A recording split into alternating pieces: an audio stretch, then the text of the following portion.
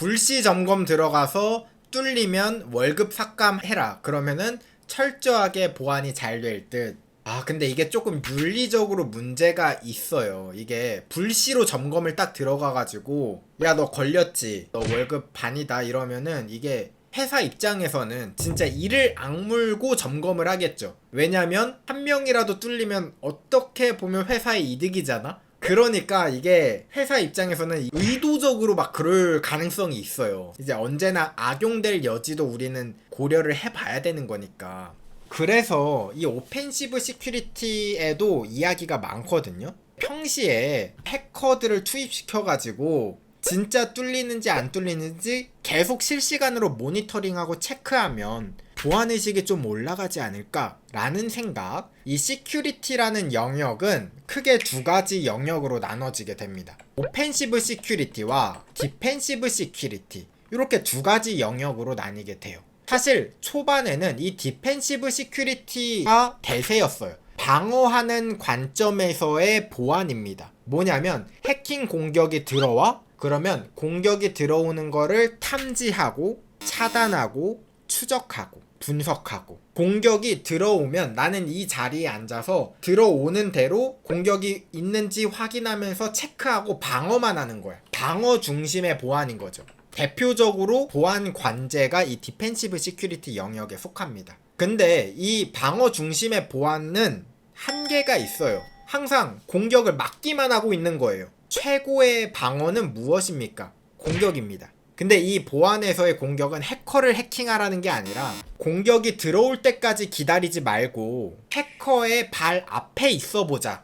해커들이랑 똑같은 해킹 기술을 연구하자라는 관점이 오펜시브 시큐리티입니다. 그래서 해커들처럼 똑같은 입장에서 해킹을 해보면서 발견되는 취약점들, 발견되는 해킹 공격 기법들을 방어에 적용하는 거죠. 얘네들이 이용하기 전에 그 방법을 막아버리는 거야, 계속. 그렇기 때문에 오펜시브 시큐리티 영역에 속하는 것 중 대표적인 게 모의 해킹이거든요. 제 친구가 대표적으로 꼭 그런 걸 물어봐요. 야, 너 왜 해킹 도구를 만들어? 너 지금 나쁜 짓 하려고 그러지? 제 친구가 맨날 하는 얘기거든요.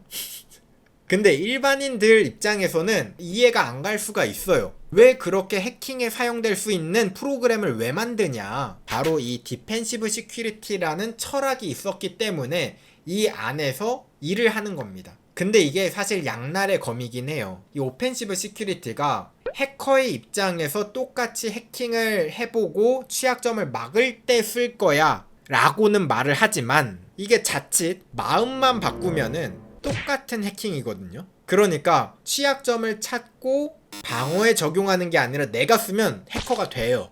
그래서 진짜 한 끗 차이입니다. 똑같은 건데 결과적으로 어디에 보고하고 어떻게 쓰느냐에 따라서 이게 화이트 해커가 되고 블랙 해커가 되는 그 결정적인 차이거든요. 그래서 많은 국가들이 정보보안 산업을 육성하려는 가장 큰 이유가 이거예요. 정보보안 산업에는 이 오펜시브 시큐리티라는 영역이 있거든요. 예를 들면 만약에 미국이 우리는 해킹 특수부대를 창설하겠습니다 라고 하면 많은 국가들에서 반발을 할 겁니다. 외교적으로 문제가 생길 수가 있어요. 북한 같은 경우는 이미 외교가 없기 때문에 문제가 되지 않겠죠. 하지만 정상적인 국가들에서는 저희 해킹팀 창설할 거예요 라고 말을 못해요. 당연히. 그럼 어떻게 말을 해요? 정보보안을 육성하겠습니다 라고 말을 해. 이 안에 이게 포함이 되어 있거든요. 여차저차해서 전쟁이 일어나면 이게 무기로 쓰는 겁니다. 에이, 그러겠습니까? 노말팅님, 너무 음모론 아닙니까? 최근에 이스라엘과 이란 전쟁을 보시면 알 수 있습니다. 이스라엘이 정말 이 정보보안 산업에서 탑입니다. 정말 정보보안 산업 규모가 큰 곳이거든요. 여기에는 당연히 이 오펜시브 시큐리티 사업이 굉장히 커요. 이번 전쟁할 때 보셨죠? 이란 거의 전쟁 시작하자마자 해킹 융단 폭격이 들어갔어요. 은행 털리고 데이터 삭제되고 그 다음에 방송국 해킹당하고, 그러니까 이란은 자체적으로 우리 안되겠다, 해킹 너무 당하니까 인터넷 잠시 끊읍시다, 이 말까지 나왔습니다. 자, 이런 게 국방력의 차이다, 그런 생각이 듭니다. 아무튼 이 오펜시브 시큐리티에 대해서 좀 이야기를 했는데, 이 오펜시브 시큐리티 영역에 포함되는 것 중에 하나가 모의 해킹이라는 분야거든요. 취약점을 해커처럼 찾고 그 취약점을 제거하자라는 건데, 모의 해킹은 많이 들어봤겠지만 이거는 아마 여러분들 처음 들어보셨을 거예요. 악성 메일 훈련, 해킹 메일 훈련이라는 것도 합니다. 이게 뭐냐면요, 요새 메일을 통해서 해킹을 많이 하죠. 그렇기 때문에 직원들 교육을 시키는 거예요. 그래서 정기적으로 1년에 한두 번씩 큰 기업에서는 해킹 메일 훈련 혹은 악성 메일 훈련이라는 이름으로 프로젝트를 진행합니다. 그래서 이번 달에 해킹 메일 훈련 있을 거예요. 근데 언제인지는 잘 몰라요. 아무튼 조심하세요. 하고 딱 경고를 해. 그리고 모의 해킹을 하는 그런 정보보안 컨설팅 회사에서 사람을 불러가지고 저희 회사 직원들한테 악성 메일 좀 뿌려주세요 하는 겁니다. 그래서 악성 메일을 쭉 뿌려. 대신 거기에는 악성 코드가 실행되는 게 아니라 이거를 누가 클릭했고 누가 실행됐는지 그 정보를 수집하는 프로그램을 넣어놔요.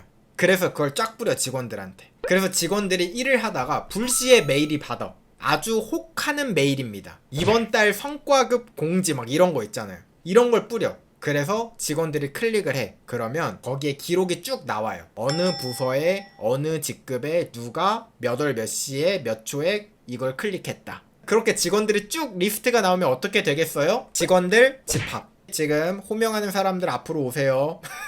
이제 정신교육을 시킵니다. 그래서 이 악성 메일 훈련을 하는 사람들은 진짜 그럴듯하게 아주 리얼스럽게 메일을 보내는 게 목표거든요. 여러분들 최근에 이런 이슈가 있었던 거 들어보셨나요? 공무원의 월급이 인상된다는 찌라시가 돈 거예요.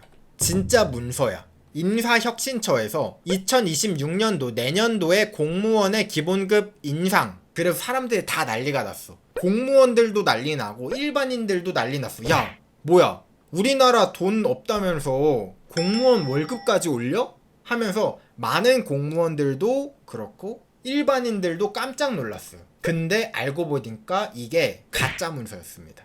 가짜로 위조된 문서였는데 이걸 왜 만들었을까? 사회의 혼란을 주기 위해서? 아닙니다. 자, 이 문서는요, 알고 보니까 해킹 훈련용 공문이었다고 합니다. 그러니까 해킹 메일 훈련을 하려고 그럴싸하게 사람들 클릭을 유도하기 위한 문서를 만든 거야. 그래서 이걸 뿌렸는데 사람들이 이제 이걸 가지고 난리가 난 거죠.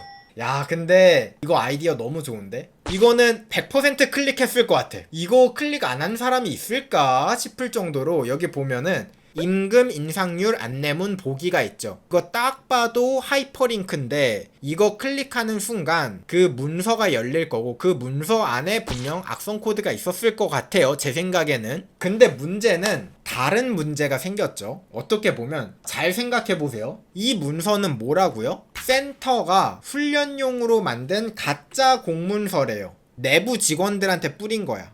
근데 이게 왜 외부에 있지? 소름 돋는 거죠. 자, 여러분들, 이게 내부 공무원들에게 뿌린 겁니다. 그러니까 외부에는 유출이 되면 안 되는 거죠, 사실. 근데 이게 왜 외부에 공개가 되었을까? 이거는 또 다른 문제인 겁니다. 만약에 이런 식인 거면 내부의 이런 자료들이 외부 인터넷에 이렇게 쉽게 나갈 수 있는 환경인 거라면 앞으로 만약에 진짜 국가 기밀이어도 이런 식으로 유출이 될 가능성이 있다는 거죠. 접점이 있다는 거예요. 이거는 사실 개인적으로 저는 보안 의식이 조금 부족하다라고 저는 생각을 하거든요. 이건 너무 좀 문제인 거죠, 어떻게 보면. 센터 측에서도 그래서 지금 유포 경위 등을 파악하고 있다라고 합니다. 점검이 된 이런 게 그러면 도대체 어디까지 리얼해야 되는가? 어떤 분들은 이걸 보면은 야, 이거는 조금 선 넘지 않았나? 라는 이야기를 하시는 분들도 있을 거예요. 아니, 이거 진짜처럼 해킹을 하는 건 좋은데 이렇게 오해를 살 정도로 해도 돼? 라는 거잖아요. 사실 이것도 조금 애매하긴 해요. 어떤 부분이 애매하냐면 어디까지 리얼로 할 것인가. 2021년에는 이런 사건이 하나 있었습니다. 중부 내륙고속도로 하행선을 달리다가 전광판에 좀비 출현이라는 글씨가 뜬 거예요.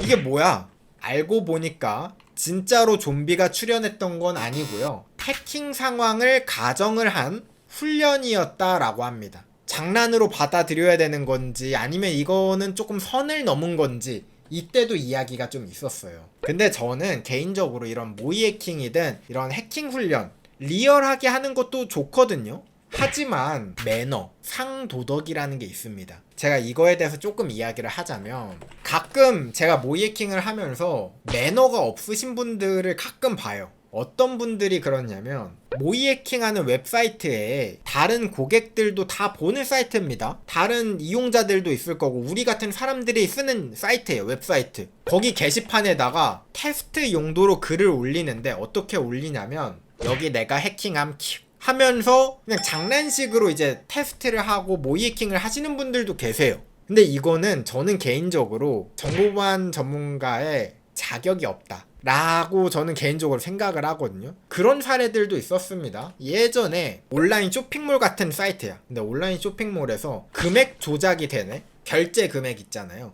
예를 들어 10만원짜리 상품인데 그걸 바꿔가지고 5천원에 살 수가 있어. 그러면 결제가 됐네? 배송 준비로 넘어갔어. 그러면 취소를 해야 되잖아. 점검차 했던 건데 여기까지는 확인했다 하고 끝내야 되는데 이거를 입국다 타시는 분들, 이거는 범죄입니다. 이거는 모의 해킹이 아니라 이건 해킹이라고 이야기를 하는 거예요. 가끔 좀 보안 의식이 부족하신 분들이 있긴 해요. 모의 해킹을 하시는 분들 중에서는 장난으로 예를 들면 그런 거 있죠. 개인정보를 보는 취약점을 찾았어. 그러면 물론 거기에 친구들 정보 궁금하긴 하죠. 근데 이제 친구 정보 확인하고 그거 찍어가지고 친구한테 카톡 보내면서 야, 나 네 신상 텀 이런 거 있죠. 이런 거는 범죄다, 범죄. 진짜 리얼처럼 하려고 했어요 라고 아무리 변명을 해도 그거는 범죄다 라는 거예요. 오펜시브 시큐리티라는 영역 중에서도 특히